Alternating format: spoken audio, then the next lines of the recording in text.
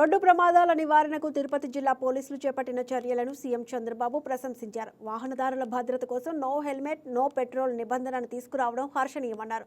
ప్రజల ప్రాణాలను కాపాడే ఇలాంటి కార్యక్రమాలు స్ఫూర్తిదాయకమని సీఎం చంద్రబాబు అన్నారు. ప్రజల్లో చైతన్యం కల్పించేందుకు 700 మంది పోలీస్ సిబ్బందితో భారీ ఎత్తున హెల్మెట్ బైక్ ర్యాలీ నిర్వహించడాన్ని సీఎం అభినందించారు.